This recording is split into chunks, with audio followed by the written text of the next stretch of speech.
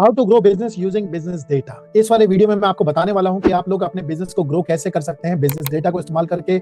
आप अपनी marketing strategy कैसे बना सकते हो, मार्केटिंग एनालिसिस जो इस डेटा से निकल के आएगा। आप अपने बिजनेस को ग्रो कैसे कर सकते हो लोकेशन एनालिसिस करके, नई लोकेशन पर कैसे रीच आउट कर सकते हो इस बिजनेस डेटा को इस्तेमाल करके।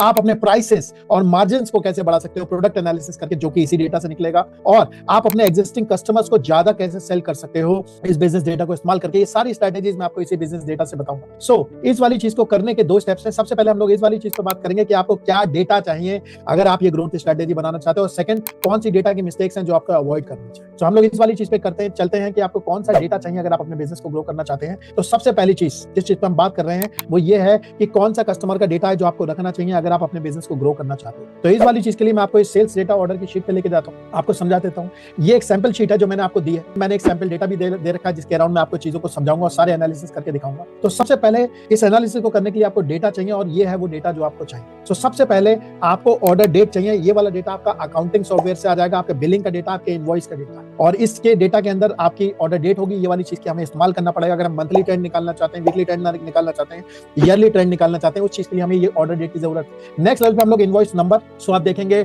जिस इनवॉइस के अगेंस्ट ये वाली चीज आई है वो वाली डिटेल यहाँ पे आएगी। जैसे अगर मैं आपको सैंपल डेटा में दिखाऊं तो आप देखेंगे 15 अक्टूबर 2023 की डेटा है। इनवॉइस नंबर है इनवॉइस 001001। सो एक इनवॉइस के अगेंस्ट आइटमाइज डेटा आना है। सो इसके अंदर सारा डेटा जो डलेगा वो आइटम के हिसाब से डलेगा। जो तीसरी चीज अब आप यहाँ पे येलो में देखोगे, ये वो कस्टमर की फील्ड है जो आपको रखनी है अपने पास ताकि आप कस्टमर एनालिसिस सही से कर सको। सो इसमें आपको कस्टमर का नेम कैप्चर करना है। कस्टमर का नेम के बाद उसका स्टेट, उसके बाद उसका सिटी, उसके बाद एरिया और उसका पिन कोड। कई बार बिजनेस ओनर्स ये वाली मिस्टेक करते हैं कि इस वाले डेटा को सिंसियरिटी से रखते नहीं और उसका एड्रेस कंबाइन कर देते हैं। सो आपको ये सारी चीजें अलग अलग लगवानी है ताकि आप ये पहचान सको कि कौन से स्टेट से मेरी सेल आ रही है, कौन से सिटी से मेरी सेल आ रही है, कौन से एरिया से मेरी सेल आ रही है और कौन से पिन कोड से आ रही है, ताकि आप लोएस्ट लेवल पर जाकर अपने कस्टमर का एनालिसिस कर सको, लोकेशन का एनालिसिस कर सको। जैसे मैं आपको यहाँ पे सैंपल डेटा में दिखाता हूँ। तो सैंपल डेटा में आप देखेंगे ये राजवीर सिंह जी है, ये उत्तर प्रदेश स्टेट से है, आगरा से है और ताजगंज से इनका एरिया है जिसमें से ये आए, और इनका पिन कोड है 280203। सो आप देखेंगे ये एक इनवॉइस का डेटा है।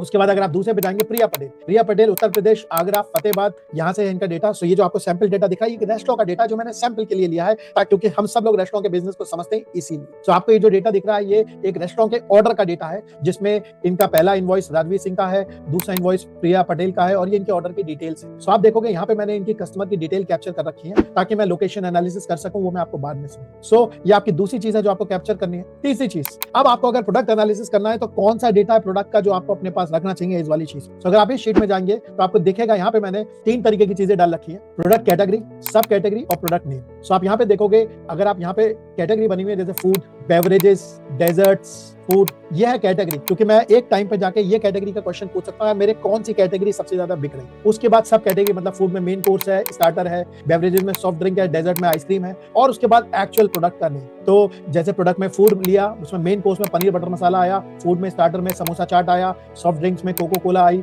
और वनीला आइसक्रीम आई। सो आप देखोगे मेरे पास पूरे ऑर्डर की डिटेल है और ये वाली चीज मैं इसलिए निकाल रहा हूं ताकि मैं कैटेगरी वाइज एनालिसिस भी कर सकूं, सब कैटेगरी वाइज एनालिसिस भी कर सकूं और प्रोडक्ट वाइज एनालिसिस भी कर सकूं कि मेरा कौन सा प्रोडक्ट सबसे ज्यादा बिक रहा है, मेरी कौन सी कैटेगरी सबसे ज्यादा बिक रही है। अगर आप ये वाली चीज ऐसे स्टोर नहीं करेंगे तो आप कभी भी ये वाला एनालिसिस नहीं कर पाएंगे और आपको कभी भी पता नहीं होगा कि कौन सी चीज पे मुझे प्राइस बढ़ाना है, कौन सी चीज पे प्राइस हटा सकता हूं, कौन से प्रोडक्ट पे फोकस करना है, कौन से पे नहीं करना है। इसलिए ये वाली चीज करना जरूरी है। सो ये हुई आपकी सेकंड लेवल ऑफ डिटेल जो आपको स्टोर करनी है। सो उसके बाद जो आपकी थर्ड डिटेल है वो ये है कौन सा कॉस्टिंग का डेटा आपको रखना चाहिए ताकि आप मार्जिन एनालिसिस कर सको। यहाँ से आपको ये पता लगेगा किस चीज का प्राइस बढ़ाना है और किस चीज का प्राइस नहीं बढ़ाना है। तो इस डेटा में अगर आप जाओगे तो यहाँ पे हम लोगों ने डाला है जैसे पनीर बटर मसाला की यूनिट कॉस्टिंग 300 रुपए, मतलब 300 रुपए का पनीर बटर मसाला है, 2 यूनिट सोल्ड हुई है और 600, 300 गुणा 2, 600 इसकी वैल्यू। सो आप देखोगे ये पूरा का पूरा जो डेटा है ये मैं कॉस्टिंग एनालिसिस के लिए इस्तेमाल करने वाला हूं। आपको इसी तरीके से करना है। आपको पहले टैब में इसका फॉर्मेट मिल जाएगा, ये वाली जो फाइल है इसका लिंक आपको नीचे मिल जाएगा डिस्क्रिप्शन के सेक्शन में, आप वहां से इसे डाउनलोड कर सकते हो और इसमें डेटा डाल सकते हो। अगर आप डेटा डालोगे वो अपने आप कैलकुलेट होकर आ जाए। सो यहाँ पे अब हम लोग देखेंगे जो चौथी चीज जो आपको चाहिए होगी इस वाली चीज को करने के लिए वो है आपको सेल्स पर्सन का डेटा स्टोर करना है कि कौन है वो सेल्स पर्सन और वो कौन सा कस्टमर सोर्स का डेटा होना चाहिए आपके पास मार्केटिंग स्ट्रेटेजी बिल्ड करने के लिए। तो आप देखोगे हर ऑर्डर में आप कस्टमर का सोर्स जरूर डलवाइए कि भाई हमारे पास ये वाला ऑर्डर कहां से आया है। और ये वाली चीज जैसे आप देखेंगे ये वाला ऑर्डर जोमेटो से आया है, ये डाइन इन का है मतलब कस्टमर हमारा अंदर आया, ये वाला ऑर्डर हमारा स्विगी से आया। ये वाली चीज की जरूरत हमें इसलिए पड़ती है ताकि हम बाद में अगर हमें कहीं पे मार्केटिंग का एफर्ट डालना है तो हम पता लगा सके हमारे कौन से मार्केटिंग चैनल से ज्यादा चीजें आ रही हैं, कौन से मार्केटिंग चैनल को हमें स्केल करना चाहिए। जब तक आप ये वाला वाला डेटा स्टोर नहीं करोगे तब तक नहीं आएगा। सो आप देखोगे ये वाला जो डेटा है ये आप लोगों ने प्रिपेयर कर लिया, ये डेटा इसी फॉर्मेट में डालना है आप लोगों को। सो ये डेटा आपको चाहिए अगर आप ये ग्रोथ एनालिसिस करना चाहते हो। सो अब नेक्स्ट पे जाता हूँ, कौन सी मिस्टेक्स है जो आपको अवॉइड करनी चाहिए। डेटा कुछ मिस्टेक्स होती है जिसमें हमारे जो बिजनेस ओनर्स होते हैं थोड़े सिंसियर नहीं होते हैं। सबसे पहली मिस्टेक यही होती है कि डेटा मेंटेन नहीं। भाई अगर आप ये डेटा अपने टैली में इस फॉर्म में नहीं डलवाओगे तो आप कभी भी सही एनालिसिस नहीं कर पाओगे। आपका जो सेल्स वाला है, आपका जो अकाउंटेंट है, वो कभी भी सिटी को बरेली लिखता है, उसकी स्पेलिंग गलत लिख देता है, कभी आगरा को कुछ और लिख देगा, स्टेट को यूपी को कुछ और लिख देगा। आपको ये इंश्योर करना है कि आपका डेटा प्रॉपर्ली मेंटेन होना चाहिए और बैड डेटा नहीं होना। और आपके मैंने कई बार देखा है कि टैली में आपके डेटा का स्ट्रक्चर नहीं होता है। डेटा के स्ट्रक्चर का मतलब क्या है, आप देखोगे डेटा के स्ट्रक्चर का मतलब ये है कि जैसे मैंने आपसे कहा कि भाई आपके सिस्टम में अगर आप कस्टमर का एड्रेस देखोगे तो वो एक साथ पड़ा हुआ होगा, उसका पूरा एड्रेस लिखा हुआ होगा। मैं आपसे ये कह रहा हूँ कि भाई ये वाला जो एड्रेस है ये अलग से सेव होना चाहिए ताकि मैं individual state wise, city wise, area wise ये वाला एनालिसिस कर सकूं। इसीलिए जो आपका डेटा है वो प्रॉपर तरीके से होना चाहिए और इसी तरीके से होना चाहिए। अगर आपका सिस्टम में डेटा इस तरीके से नहीं है तो अपने टैली या जो भी आपका अकाउंटिंग का सॉफ्टवेयर है उसके अंदर डेटा को इसी तरीके से स्ट्रक्चर करें। आप लोगों के लिए मैंने एक ऑटो पायलट की ट्रेनिंग भी बना रखी है 45 मिनट्स की। अगर आप अपने बिजनेस को ऑटो पायलट पे लेकर जाना चाहते हो उसका भी लिंक आपको डिस्क्रिप्शन में मिल जाएगा। तो ये दूसरी चीज है। अब हम चलते हैं तीसरी चीज पे कि आप अपने बिजनेस को ग्रो कैसे करोगे। इस वाली चीज के लिए सो आप अपना मार्केटिंग एनालिसिस कैसे करोगे, मार्केटिंग स्ट्रेटेजी करके आप अपने बिजनेस को कैसे ग्रो कर सकते हो, इस वाले क्वेश्चन का आंसर दे रहा हूं। तो अब हम चलते हैं अपने डेटा पे। तो आपको यहाँ पे दिखेगा मैंने यहाँ पे कस्टमर सोर्स एनालिसिस करना। सो आप अगर यहाँ पे मैंने जितना भी ऑर्डर था अपना सैंपल डेटा, ये रेस्टोरेंट का ऑर्डर था जिसमें मैंने सैंपल डेटा डाला है, सारे के सारे जो ऑर्डर आए, भाई किस कस्टमर ने लिया है, उसने खाने में क्या ऑर्डर दिया, कितने का ऑर्डर दिया और कौन से सोर्स से क्या, ये सैंपल डेटा के बेसिस पे मैं आपको रिपोर्ट बता रहा हूँ। अगर आप ये वाली फाइल डाउनलोड करोगे, इसके नीचे अपना डेटा चिपका दोगे तो ये एनालिसिस हो दोगे। तो कस्टमर सोर्स एनालिसिस में सबसे पहले मैं ये वाली चीज चेक कर रहा हूँ कि भाई मुझे बताओ मेरे पास जो कस्टमर है वो कौन कौन से सोर्सेज से पहुंचा है। तो आप यहाँ पे देखोगे मैं ये देख रहा हूँ कि डाइनिंग से आपका कस्टमर आया है, उसके बाद जोमेटो से आया है, स्विगी से आया, उबर ईट्स से आया और सबसे ज्यादा जो मेरे ऑर्डर आए हैं वो डाइनिंग से आए। यानी कि ये वो ऑर्डर हैं जो या तो मेरे रेफरल से क्रिएट हो रहे हैं या मैंने कोई लोकल मार्केटिंग चैनल यूज किया होगा उसके थ्रू हुए होंगे। जोमेटो से मेरा 13 ऑर्डर आए, स्विगी से 11 आए, उबर ईट्स से मेरे 3 आए। तो आपको समझ में आ गया यार उबर ईट्स शायद मेरे, अगर आप यहाँ पे उबर ईट्स पे एक्सपेंस कर रहे हो अपना, तो आपको समझ में आएगा यार यहाँ पे शायद मुझे एक्सपेंस करने की जरूरत नहीं है। और मैं क्या ऐसा करूं कि मेरे जो डाइनिंग के जो ऑर्डर्स है वो बड़े, क्योंकि इसमें आपका मार्जिन भी ज्यादा होता है, कस्टमर का एक्सपीरियंस भी क्रिएट होता है। सो आप देखोगे डाइनिंग से मेरी वैल्यू भी सबसे ज्यादा क्रिएट हुई है और सबसे ज्यादा ऑर्डर मेरे डाइनिंग के हैं। तो यहाँ पे आप ये वाली चीज सोच सकते हो मेरी मार्केटिंग स्ट्रेटेजी में, भाई मैं लोकल मार्केटिंग ज्यादा कराऊंगा, पैम्फलेट्स ज्यादा भेजूंगा, लोकल चीजों पर ज्यादा मैं पैसे खर्च करूंगा ताकि मेरी ये वाली चीज बढ़े। सो ये जो सोर्स एनालिसिस आपके डेटा में आपको ये बताता है आपके कौन से मार्केटिंग के जो सोर्सेज हैं वो काम के हैं, किससे ज्यादा आपको रिजल्ट आ रहा है, कौन से इफेक्टिव है, आपको किस पे ज्यादा पैसा खर्च करना चाहिए। इस तरीके से आप ज्यादा पेड एडवर्टाइजिंग करके अपने बिजनेस को ग्रो कर सकते। सो मैं जाता हूं आपके सेकंड क्वेश्चन पे कि भाई how to grow business using location analysis. So ये बड़ा इंपॉर्टेंट एनालिसिस होता है जो आपको करना होगा और इसी डेटा पे बेस्ड है। आप देखोगे यहाँ पे लोकेशन एनालिसिस मैंने ये वाली चीज डाली हुई है कि भाई लोकेशन एनालिसिस का मतलब मेरी जो सेल हो रही है कौन कौन सी लोकेशन पे हो रही है। ये छोटा डेटा सेट है, रेस्टोरेंट का डेटा सेट है जिसमें एक छोटी सी जगह है आगरा, जहां पे मैंने किया। अगर आपका बड़ा बिजनेस है, मल्टीपल स्टेट्स में सेल है, तो आप इसी तरीके से करोगे। आप यहाँ पे स्टेट डालोगे, यहाँ पे एरिया लिखोगे, यहाँ पे पिन कोड लिखोगे। तो आप देखो मैं ये वाली चीज यहाँ पे बता सकता हूँ कि भाई मेरे जो ऑर्डर हैं वो उत्तर प्रदेश में ताजगंज एरिया से इस पिन कोड से मेरे पास 8 ऑर्डर आए, सिकंदरा से मेरे पास 6 ऑर्डर आए, खंडारी से मेरे पास 6 ऑर्डर आए और ये ऑर्डर की वैल्यू। तो आपको ये समझ में आएगा ये वो जगह है जहां से अपने पास ऑर्डर आ रहे हैं, ठीक है। और इसके अंदर मैं एक लेवल की इंटेलिजेंस और डालूं तो आपको और चीजें पता लगेंगी। अगर मैं यहाँ पे डाल दूं कि यार मेरे ये जो ऑर्डर है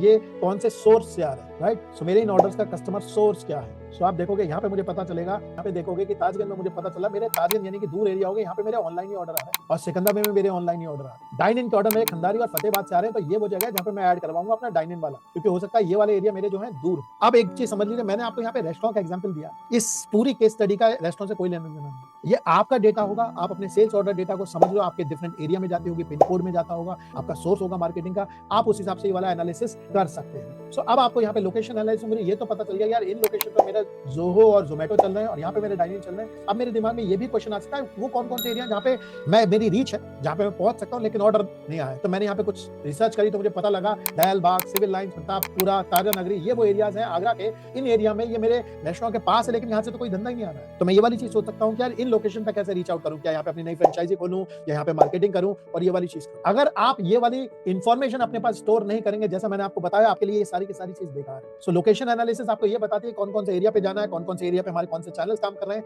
सो ये वाला व्यू जब आपके पास बनेगा, आपके लिए बहुत जबरदस्त एक स्ट्रेटेजी तैयार होगी कि यार हम लोग लोकेशन के लिए क्या कर सकते हैं, अपने धंधे को नेक्स्ट लेवल पे कैसे लेके जा सकते हैं। तो ये हुआ आपका लोकेशन एनालिसिस। इसका जो तीसरा तरीका आपके बिजनेस को ग्रो करने का वो है कि भाई मैं अपने प्राइसेस और मार्जिन को कैसे बढ़ा सकता हूं, क्योंकि कई लोगों की ये दिक्कत होती है इसका प्राइस कैसे बढ़ा सकता हूं। जरूरी नहीं आप सारी चीजों पे प्राइस बढ़ाओ, मैं आपको इसका एग्जांपल दिखाता हूं। सो मैं यहाँ पे मैंने क्या करा, प्रोडक्ट एनालिसिस करा और मैंने ये देखा कि यार मेरे जो प्रोडक्ट्स हैं, कौन से प्रोडक्ट्स हैं जो सबसे ज्यादा बिक रहे हैं। तो आपको यहाँ पे देखिएगा लेफ्ट में samosa samosa chaat, Coca Cola, Pepsi, ये प्रोडक्ट के नेम है और यहाँ पे मेरी कितनी यूनिट सोल्ड हुई है और क्या उसकी वैल्यू है। सो आप देखोगे मेरा सबसे ज्यादा बिकने वाला जो आइटम है वो ये समोसा चाट, उसके बाद मेरा कोका कोला बिक रहा है। सो आप देखोगे समोसा चाट वाली जो चीज है ये मेरी सबसे ज्यादा वैल्यू भी दे रही है, लगभग 1350 की मुझे वैल्यू दे रही है। इसके मतलब मेरा बहुत पॉपुलर आइटम। इस वाली चीज पे मैं सोच सकता हूँ कि यार 20% बढ़ा दो रेट या 15% रेट बढ़ा दो, क्योंकि बिक भी ज्यादा रहा, आपके मार्जिन ऑटोमेटिकली बिक जाएंगे। समोसा एक ऐसी चीज है जिसकी लॉयल्टी होती है और टेस्ट का वो होता है, तो आपका ऑटोमेटिकली बिजनेस बढ़ जाएगा। तो आप इस पर अपना बिजनेस बढ़ा सकते हो, अपनी चीजें ग्रो कर सकते हो, क्योंकि आपके पास पता है क्या मेरा बिक कितना रहा है और सेल्स वैल्यू। ऐसे आप देखोगे पेप्सी में आप कुछ नहीं कर सकते, वनीला में पनीर बटर मसाले का जो आइटम है ये 5वां पॉपुलर आइटम है,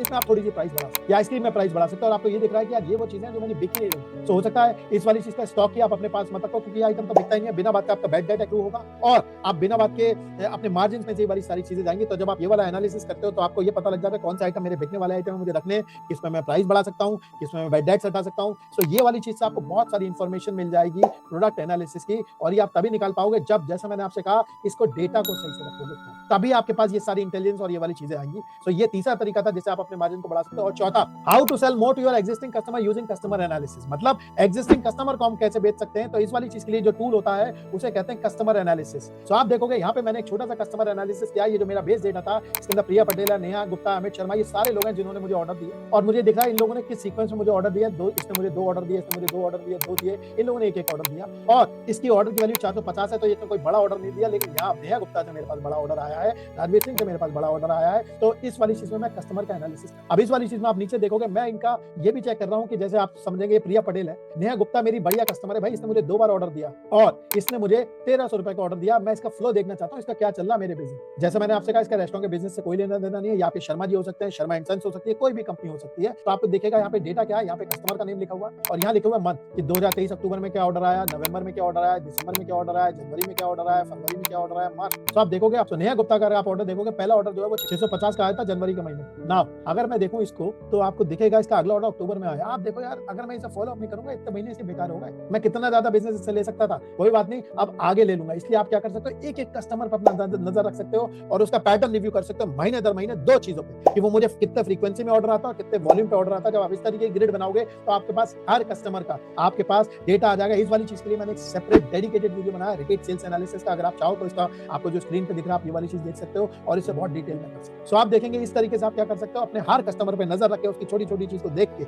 आप इंडिविजुअल कस्टमर वाइज स्ट्रेटेजी बना सकते हो और उनको रीच आउट कर सकते हो, उनको एंगेज कर सकते हो और अपने बिजनेस को बढ़ा सकते हो। सो ये जो 4 चीजें हैं ये आपकी बहुत ज्यादा मदद करेंगे। आपकी इस वाली चीज में आप अपने सेल्स पर्सन का भी एनालिसिस कर सकते हो, कौन से सेल्स के थ्रू ये वाली चीज हुई। तो आप देखोगे ये जो डेटा है आपका, ये बहुत इंपॉर्टेंट डेटा है और इसके लिए आपको ये वाला जो फॉर्मेट है ये आपको रखना पड़ेगा और अपने पास करना पड़ेगा। आप इसे डाउनलोड कर सकते हो फॉर्मेट को और अपने बिजनेस को नेक्स्ट लेवल पे लेके जा सकते हो। आप लोगों के लिए मैंने एक ऑटो पायलट की ट्रेनिंग भी बना रखी है 45 मिनट्स की। अगर आप अपने बिजनेस को ऑटो पायलट पे लेकर जाना चाहते हो उसका भी लिंक आपको डिस्क्रिप्शन में मिल जाएगा। ये वीडियो पसंद आया तो प्लीज लाइक करिएगा, शेयर करिएगा और चैनल को सब्सक्राइब करिएगा। Thank you very much.